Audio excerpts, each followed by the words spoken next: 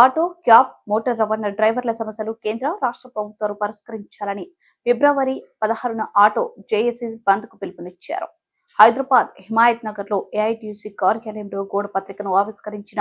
తెలంగాణ రాష్ట్ర motor transport vehicle joint action committee అనంతరం transport JAC convener B Venkatesh మాట్లాడుతూ కేంద్ర ప్రభుత్వం తీసుకొచ్చిన మోటార్ వాహనాల చట్టం 2019ని హిట్ అండ్ రన్ చట్టాన్ని రద్దు చేయాలని డిమాండ్ చేశారు. గత 10 ఏండ్ల నుండి పెరగని ఆటో, క్యాబ్ మీటర్ ఛార్జీలను పెంచాలని,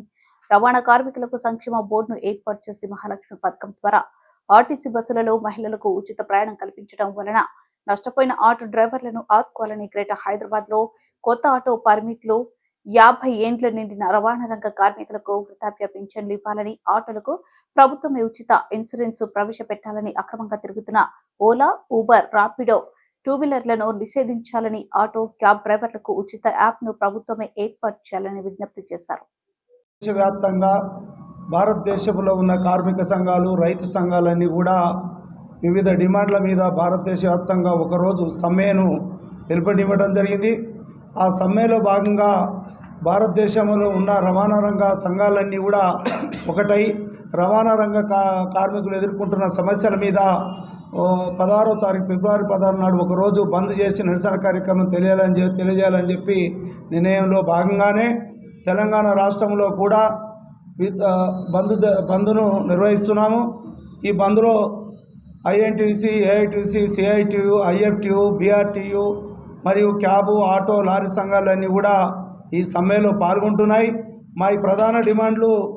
సెంట్రల్ కేంద్ర ప్రభుత్వం ఏదైతే 2019 సంవత్సరంలో మోటారు వాహన చట్టాన్ని తీసుకురావడం జరిగింది, ఆ చట్టాన్ని రద్దు చేయాలని చెప్పి, ఆ చట్టంలో భాగంగానే పోయిన నెలలో జనవరి నెలలో కేంద్ర ప్రభుత్వం హిట్ అండ్ రన్ పేరు మీద కొత్త చట్టాన్ని తీసుకురావడం జరిగింది. ఆ చట్టం వలన ప్రతి డ్రైవర్కు ప్రమాదం జరిగినప్పుడు 10 సంవత్సరాల జైలు శిక్ష, 7 లక్షల రూపాయల జరిమానా అని చెప్పి హిట్ అండ్ రన్ చట్టంలో ఉన్నది. ఆ చట్టం కనుక అమలైనట్టయితే భారతదేశంలో ఉన్న డ్రైవర్లందరూ కూడా ఇబ్బంది పడే సమస్య ఉంది కాబట్టి వెంటనే ఆ చట్టాన్ని రద్దు చేయాలని చెప్పి, అదేవిధంగా రాష్ట్ర ప్రభుత్వానికి సంబంధించి మొన్ననే ఏదైతే మహాలక్ష్మి పథకం అని చెప్పడం జరిగిందో, ఆ మహాలక్ష్మి పథకం ద్వారా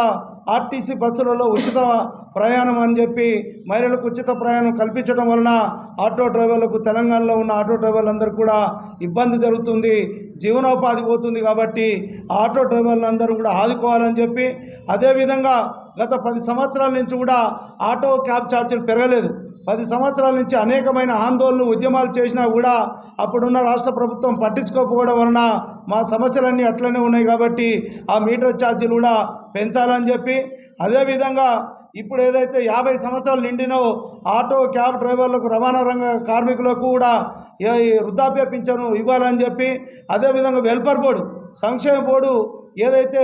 కాంగ్రెస్ ప్రభుత్వం ఎన్నికల్లో మేనిఫెస్టోలో పెట్టిందో అది రవాణా రంగ కార్మికులకు సంక్షేమ బోర్డుని వెంటనే అమలు చేయాలని చెప్పి, అదేవిధంగా సంవత్సరానికి 12,000 రూపాయలు ఇస్తామని చెప్పారు. ఆ 12,000 రూపాయలను కూడా వెంటనే అమలు చేయాలని చెప్పి, గ్రేటర్ హైదరాబాద్లో ఆటో డ్రైవర్లకు పర్మిట్లు ఇవ్వాలని చెప్పి, తదితర డిమాండ్ల పరిష్కారం కోసం 16వ తారీఖు నాడు ఒకరోజు తెలంగాణ రాష్ట్ర వ్యాప్తంగా కూడా ఆటో, క్యాబ్, లారీ మొత్తం రవాణా రంగ కార్మికులందరూ కూడా సమ్మె చేసి, బంద్ చేసి రాష్ట్ర వ్యాప్తంగా కేంద్ర రాష్ట్ర ప్రభుత్వాలు ఏదైతే కార్మిక వ్యతిరేక విధానాలు అవలంబిస్తున్నారో ఆ విధానాలకు నిరసన తెలియజేయాలని చెప్పి మా జేఏసీ నిర్ణయించడం జరిగింది.